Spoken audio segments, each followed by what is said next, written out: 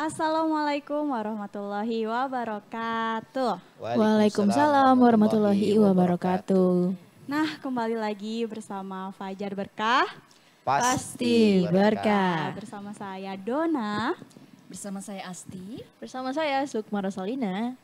Dan tentu saja sudah ada Pak Ustadz Eri Abdurrahim di tengah-tengah kita ya. Pak Ustadz, apa kabarnya Pak Ustadz? Alhamdulillah baik ya Pak Ustadz.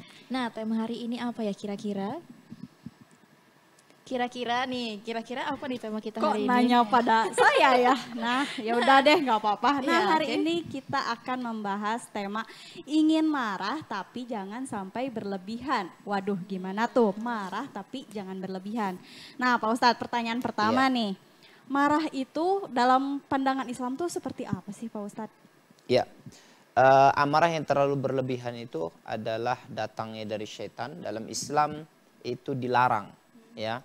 Rasulullah SAW mengatakan la taghdab, la taghdab, la taghdab walakal jannah. Jangan marah, jangan marah, jangan marah, maka untukmu surga gitu ya.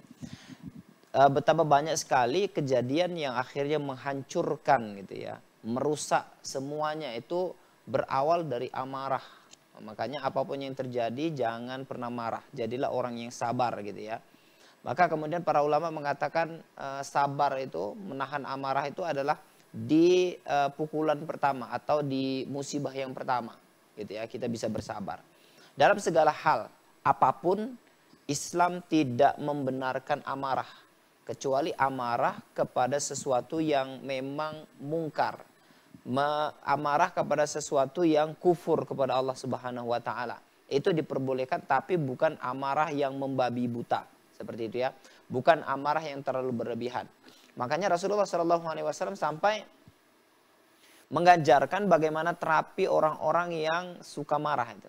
Yaitu dengan pertama membaca ta'awudz, a'udzubillahi minasyaitonirrajim, kemudian istighfar, kemudian pindah dari tempat. Kalau lagi marah sedang duduk maka berbaring gitu ya. Kalau sedang tidur misalkan marahnya saat berdiri maka duduk. Kemudian kalau masih marah juga ambil wudhu. Kalau masih marah juga coba ambil sholat 2 rakaat. Ini dengan dalam rangka untuk meredam amarah. Karena amarah yang terlalu berlebihan itu dari syaitan. Jadi amarah itu memang merupakan salah satu sifat daripada sifat syaitan yang tidak boleh ada pada manusia. Makanya ketika ada orang yang amarahnya terlalu berlebihan, suka marah, sedikit-sedikit marah, maka dia perlu diruqyah untuk memberikan ketenangan di jiwanya, mengusir gangguan-gangguan syaitan yang ada di dalam dirinya. Seperti itu.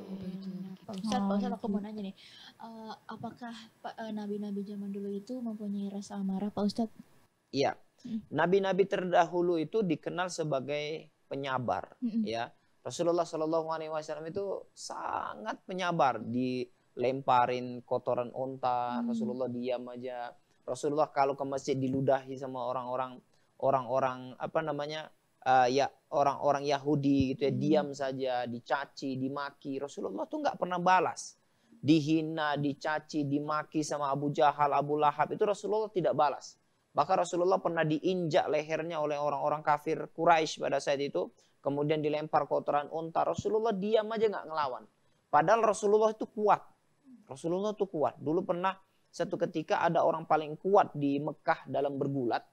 Dia kufur kepada Allah dan kemudian dia berkata kepada Abu Jahal dan Abu Lahab, aku mau menghinakan Rasulullah di depan Ka'bah. Kalau aku bisa menghinakan dia, mempermalukan dia, kalian mau ngasih hadiah apa? Maka kemudian Abu Jahal dan Abu Lahab mengatakan, kalau kamu bisa mempermalukan Muhammad di depan Ka'bah, di depan kami, maka kamu akan kami beri apapun yang kamu mau. Maka kemudian orang yang paling kuat itu melihat Rasulullah sedang tawaf, kemudian kata orang yang paling kuat itu, ya Muhammad, mau nggak saya masuk Islam? Nabi Muhammad tentu mau. Kenapa? Karena orang ini orang paling kuat di Mekah, nggak ada yang bisa melawan. Maka kemudian kata Nabi Muhammad, mau, ya, tapi ada syaratnya. Apa syaratnya? Kau lawan aku gulat. Kalau kau menang, aku masuk Islam, katanya gitu ya. Ini orang paling kuat. Jadi nggak mungkin Rasulullah menerima tawarannya. Tapi dia terkejut bahwa Rasulullah SAW ternyata menerima. Oke, kalau mau bergulat, ayo kita bergulat. Gitu. Maka kemudian disiapkanlah ring, kemudian bergulat. satu ronde kalah itu orang kafir itu. Orang musyrikin itu. Padahal dia adalah orang yang paling kuat di Mekah, nggak ada yang berani lawan dia. Ya, penasaran buat yang kedua kalah lagi, ketiga kalah lagi, empat kalah lagi, sampai berkali-kali kalah dan tidak pernah menang. Akhirnya dia mengaku menyerah. Ya, tapi dia mengingkari janji. Dia bilang, aku nggak mau masuk Islam katanya. Kata Nabi Muhammad, tapi kamu bilang kamu tadi janji mau masuk Islam kalau kamu kalah bergulat dengan saya, kata Nabi Muhammad. Tidak, saya nggak mau sampai onta itu syahadat, katanya. Dia tunjuk seekor onta di samping Ka'bah. Dengan hikmah Allah Subhanahu wa taala, ontanya bicara syahadat, asyhadu alla ilaha illallah wa asyhadu anna Muhammadar Rasulullah. Itu pun nggak masuk Islam juga. Nah, seperti jadi kita bukan bercerita tentang Islam atau tidak Islamnya dia, tapi kita mau mengetahui bahwa Rasulullah itu kuat. Dia punya kekuatan yang luar biasa, yang di atas rata-rata, sehingga Rasulullah itu kalau mau marah dia bisa marah. Tapi Rasulullah dikenal sebagai orang yang penyabar, dicaci, dimaki, dihina. Rasulullah itu diam. Diam, dan diam. Tidak pernah menjawab. Seperti itu. Jadi sehingga kesimpulannya apa? Nabi dan Rasul terdahulu yang dipilih oleh Allah Subhanahu wa taala punya satu sifat yang melekat pada diri mereka, yaitu sabar dan bukan seorang yang pemarah. Oke, ternyata Beda banget ya sama kita, kesabarannya Betul setipis sekali. tisu, Iya. betul. Baik, begini Pak Ustadz, saya ingin bertanya mengenai amarah. Jadi kenapa Allah itu menciptakan rasa marah? Apakah ada sebabnya, Pak Ya, Ustadz? jadi gini. Manusia ini ketika diciptakan dia dalam keadaan suci. Ruh, ya kan? Ruh kita ini dalam keadaan suci. Tapi ketika dia bersatu dengan jasad, maka dia tercemar dengan jasad, kemudian di dalam jasad kita kemudian tercampurlah fujur wa taqwaha.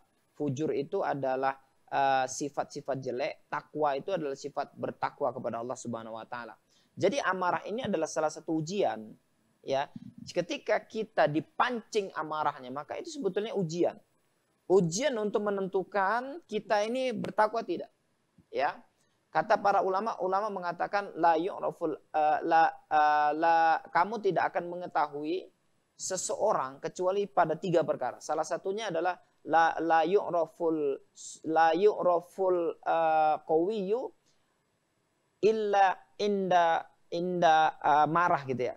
Bahasa Arabnya saya lupa. Katanya gini, kamu tidak akan pernah mengetahui orang itu kuat kecuali dia bisa menahan amarah. Ya, seperti itu. Makanya menahan amarah itu merupakan sesuatu yang mulia di dalam Islam. Bahkan dalam Al-Quran dikatakan wal kadzibinal ghaid wal afina 'anin nas, yaitu orang-orang yang bisa menahan amarah dan dia bisa memaafkan. Jadi ini sampai disebut dalam Al-Quran ini, bahwa ternyata ciri khas orang beriman, ciri khas orang bertakwa adalah orang yang bisa menahan amarah. Jadi amarah diciptakan oleh Allah Subhanahu wa taala sebagai ujian bagi kita agar bagaimana kita bisa menahan amarah di saat kita sebetulnya berhak untuk marah, tapi kita nggak marah. Gitu. Jadi seperti itu. Wah, ternyata seperti itu ya. Amarah diciptakan memang sebagai ujian dari Allah gitu ya, untuk menguji kita tingkat kesabarannya tuh sampai mana nih. Nah, pemirsa jangan kemana-mana ya, karena Fajar Berkah akan kembali dengan pembahasan yang lebih seru lagi. Tetap bersama Fajar Berkah, pasti berkah.